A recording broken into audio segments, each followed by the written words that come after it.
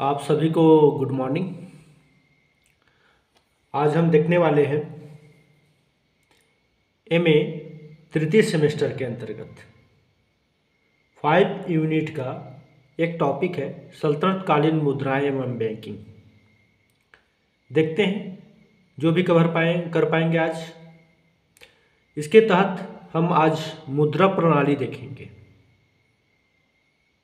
सल्तनत काल में मुद्रा व्यवस्था कैसी थी और किस किस शासक ने या कौन कौन से शासक ने क्या क्या सिक्के या कौन कौन से धातु के सिक्के जारी किए, उनका आज वर्णन करेंगे। तो मध्यकालीन भारत में मुगल पूर्व भारत की मुद्रा प्रणाली को सामाजिक आर्थिक परिवर्तन का एक महत्वपूर्ण उपकरण माना गया है। क्यों? दिल्ली सल्तनत की स्थापना की एक विशेषता यह रही थी कि इस दौरान मुद्रा अर्थव्यवस्था में पर्याप्त वृद्धि हुई थी। 14वीं सदी के पूर्वार्ध में मुद्रा अर्थव्यवस्था की गति में विशेष रूप से तेजी आई थी और अधिकतर मुद्रा शास्त्री प्रायः यह तर्क देते हैं कि उत्तर भारत में 10वीं और 12वीं शताब्दी के बीच का जो समय था, सिक्कों की शुद्धता और उनकी मात्रा में कमी आई थी, ऐसा मुद्रा शास्त्री बताते हैं। इसकी तुलना में दिल्ली सुल्तानों के सिक्कों को कुल मिलाकर शुद्ध धातु और मानक वजन के थे, ऐसा भी मुद्रा शास्त्री ही बताते हैं। और यह तर्क दिया गया कि 10वीं शताब्दी के सिक्के जहां संख्या में अपर्याप्त और वजन में हल्के थे, वहां सल्तनत काल के सिक्के बड़ी संख्या में पाए गए और वजन में भारी थे। फिर भी मुगलकालीन सिक्कों की तुलना में सल्तनत कालीन सिक्कों के अध्ययन में ज़्यादा जटिलताएं देखने को मिलती हैं। इसका कारण यह है कि मुगल मुद्रा प्रणाली की अपेक्षा सल्तनत मुद्रा प्रणाली में विविधता कहीं ज़्यादा थी। मुगल प्रणाली में परिवर्तन कम हुए थे और काफ़ी समय तक उनमें धातु की मात्रा एक समान रही थी। सल्तनत कालीन मुद्रा प्रणाली में हमें नकदी मुद्रा में व्यापक लेन देन और बढ़ते हुए वाणिज्य तथा व्यापार और मुद्रा अर्थव्यवस्था के व्यापक चारों ओर चौतरफा विकास हुआ था। यह जानकारी हमें मिलती है सल्तनत कालीन मुद्रा प्रणाली को अध्ययन करने से पता चलता है। हरिश्चंद्र वर्मा के आधार पर अगर हम देखें तो दिल्ली सुल्तानों के अंतर्गत मुद्रा की सिक्कों में ढलाई और विनिमय के माध्यम के रूप में उसकी प्रामाणिकता का मध्यकालीन भारतीय समाज पर दोहरा असर पड़ा। एक तो इसने विनिमय एवं व्यापार वस्तुओं की ठीक ठीक कीमत मापने की युक्ति निकालकर शहरी केंद्रीकरण को बढ़ावा दिया। दूसरे, इसने भूमि के अलावा संपत्ति का एक अन्य स्थायी और अविनाशी रूप भी प्रदान किया। तो इस तरह से पता चलता है, अर्थात हम ये कह सकते हैं दिल्ली सल्तनत की एक महत्वपूर्ण विशेषता मुद्रा अर्थव्यवस्था में पर्याप्त वृद्धि हुई थी। प्रमुख विशेषता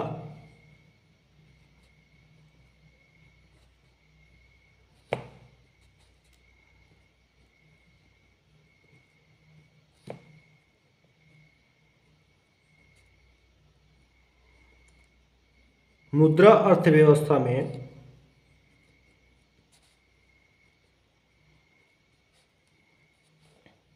पर्याप्त वृद्धि।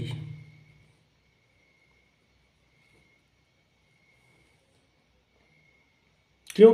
क्योंकि 14वीं शताब्दी में विशेष रूप से इनमें हमें विकास देखने को मिला था। मुद्रा शास्त्री तर्क क्या देते हैं? मुद्रा शास्त्रियों का तर्क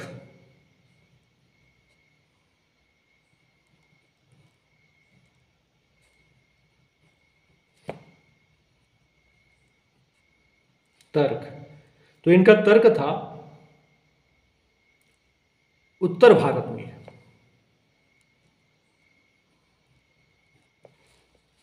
10वीं से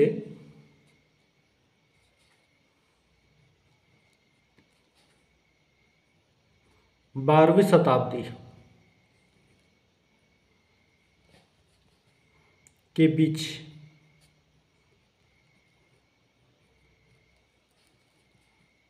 सिक्कों में या सिक्कों की शुद्धता और उनकी मात्रा में कमी आई।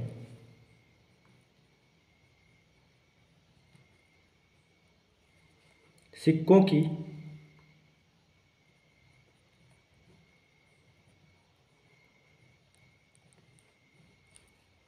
शुद्धता और उनकी मात्रा में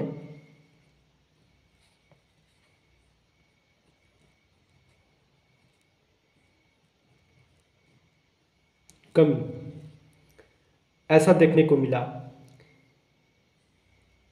कुछ देर अभी आप लोगों को बता दिया गया था। उसके पश्चात सल्तनत और मुगल काल में कुछ तुलना भी किया गया था। हरिश्चंद्र वर्मा ने कुछ चीज़ें भी बताई जो आप लोगों को मैं बताया। अगर दिल्ली सल्तनत के अंतर्गत सिक्कों की जो संख्या में वृद्धि हुई और ये साधारणतः वाणिज्य व्यापार पर निर्भर था। अगर हम कहें एकाएक उनकी संख्या में वृद्धि कैसे हुई, तो सोना चांदी और साधारण वाणिज्य व्यापार पर निर्भर था। वैसे जो 6वीं से 12वीं शताब्दी का जो बीच का काल है, इस काल को अंधकार का युग मानते हैं मुद्रा शास्त्री। 6वीं से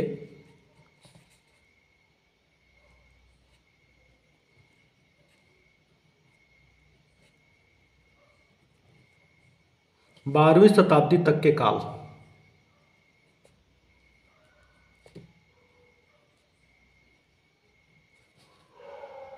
को इतिहासकार और मुद्रा शास्त्री दोनों ने एक प्रकार का क्या माना है, अंधकार का युग माना है। तो इतिहासकारों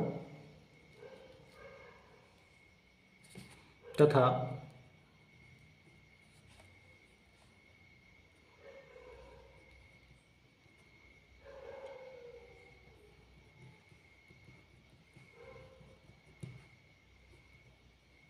मुद्रा शास्त्रियों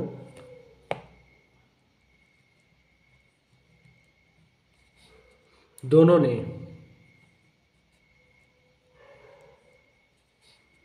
एक प्रकार का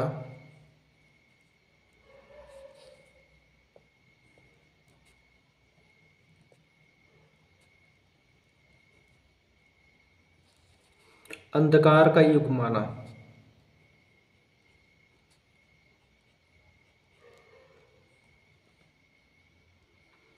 वैसे इस युग में एक उल्लेखनीय बात क्या थी या एक महत्वपूर्ण बात क्या थी, तो इसमें सोने के सिक्कों की ढलाई का तो क्या हो गया था, लोप हो गया था, और चांदी के सिक्के भी सीमित मात्रा में उपलब्ध थे। महत्वपूर्ण बात,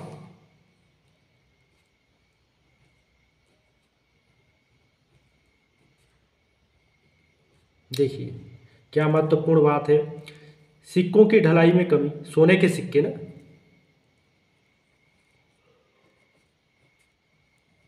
सोने के सिक्के या सिक्कों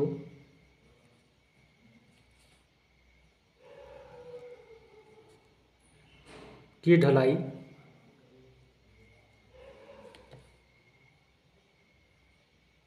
का लोप।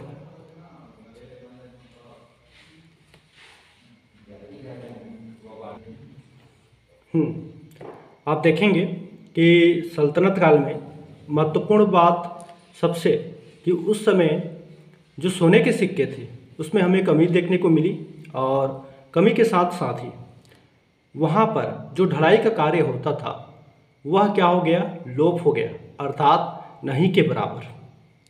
अब ऐसी स्थिति में भी चांदी के सिक्के भी सीमित मात्रा में थे। चांदी के सिक्के भी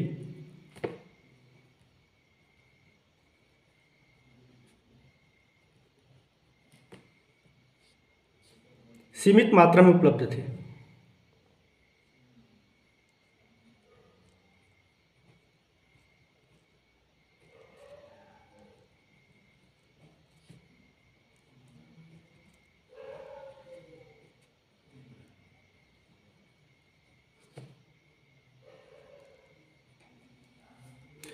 इसकी व्याख्या इस रूप में की गई कि यह विनिमय गतिविधियों की कमी और इसलिए व्यापार और वाणिज्य में हमें गिरावट देखने को मिली।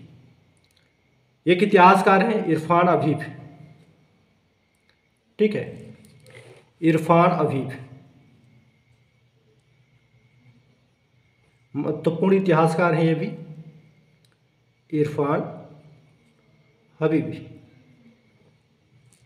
यद्यपि यह तो मानते हैं कि इस काल के दौरान सोने चांदी की कमी रही, किंतु वे यह स्वीकार नहीं करते थे कि सोने चांदी के उत्पादन में कमी विश्वव्यापी थी।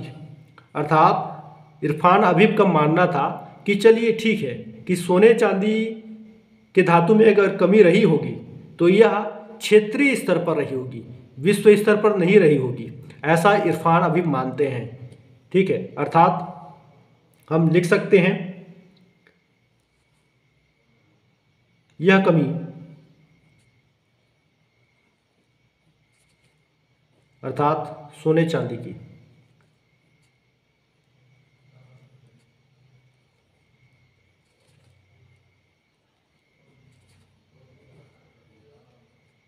विश्वव्यापी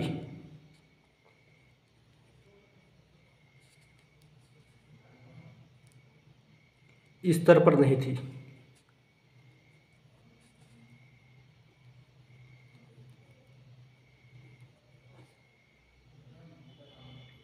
ठीक इसी तरह से आर एस शर्मा अर्थात रामशरण शर्मा ने भी एक संकेत दिया और कहा भारतीय सामंतवाद की परिस्थितियों के तहत वाणिज्य में संभवतः वास्तविक गिरावट आई। कौन? रामशरण शर्मा। रामशरण शर्मा ये क्या कहे? भारतीय सामंतवाद की परिस्थितियों के तहत वाणिज्य में संभवतः वास्तविक गिरावट आई।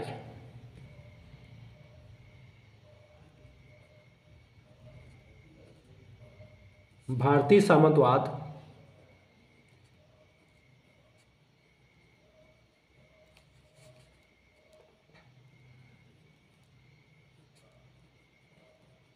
की परिस्थितियों में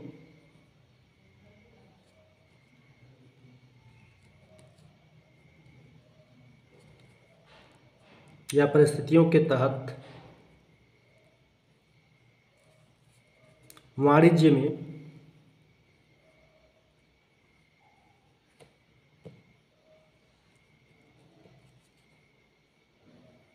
संभवतः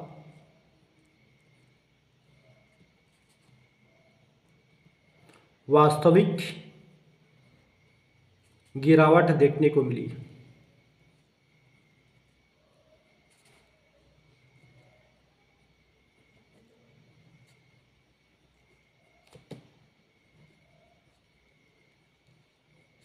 ऐसा कौन कह रहा है?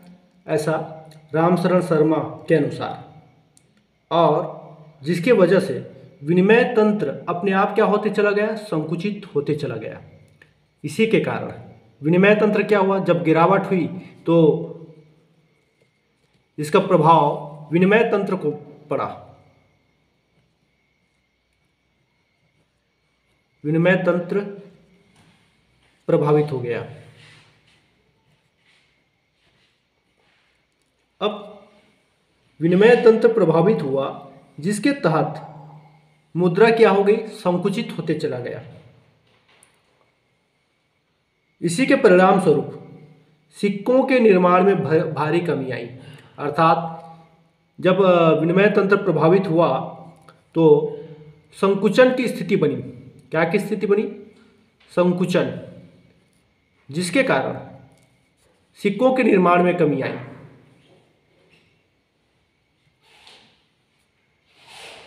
सिक्कों के निर्माण में कमी देखने को मिली।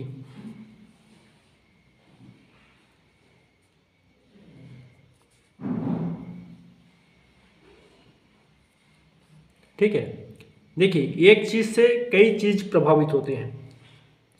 अब यहां पर खुदाई में उपलब्ध सिक्कों के संचय की पूर्ण जांच पर आधारित आधुनिक अनुसंधानों से एक भिन्न चित्र सामने आया, और वह यह कि सोने चांदी की स्पष्ट कमी के बावजूद इन अनुसंधानों से हमें संकेत क्या मिला।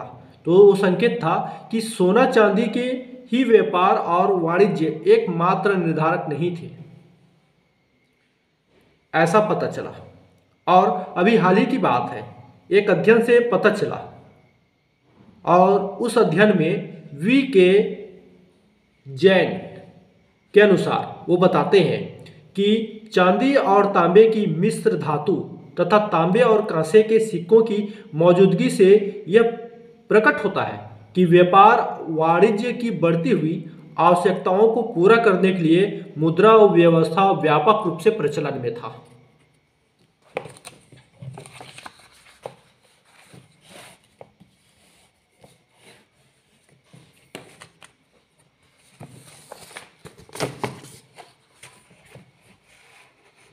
ठीक है, वैसे किसके आधार पर, वी के जैन।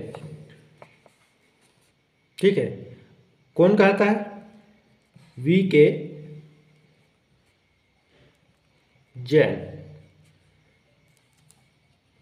अब देखिए, वी के जैन कहता है कि चांदी और तांबे की मिश्र धातु तथा तांबे और कांसे के सिक्कों की मौजूदगी से यह प्रकट होता है कि व्यापार और वाणिज्य की बढ़ती हुई आवश्यकताओं को पूरा करने के लिए मुद्रा अर्थव्यवस्था व्यापक रूप से चलन में था।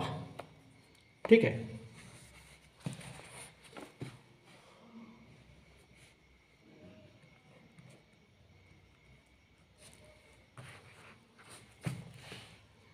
चांदी और तांबे की, चांदी और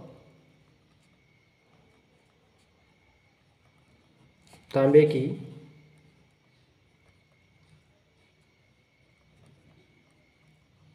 मिश्र धातु तथा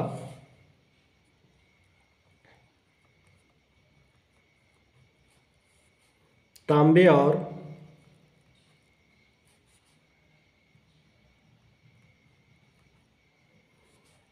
कांसे के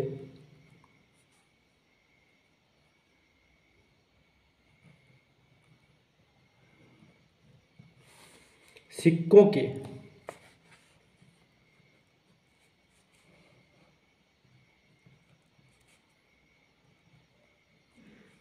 मौजूदगी से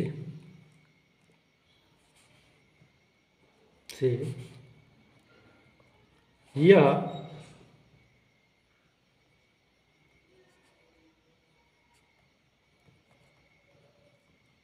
प्रकट होता है कि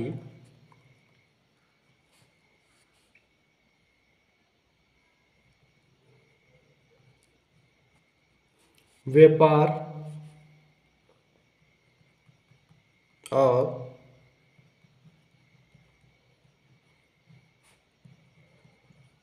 वाणिज्य की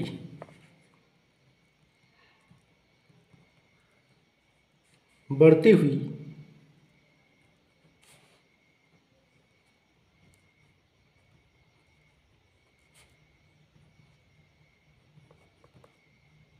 आवश्यकताओं को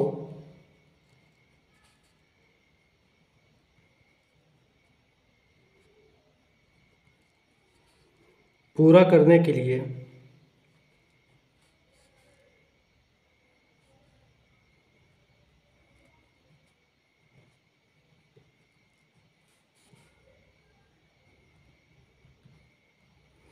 मुद्रा अर्थव्यवस्था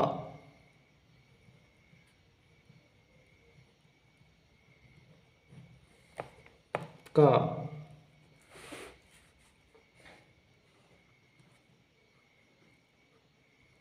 व्यापक चलन था।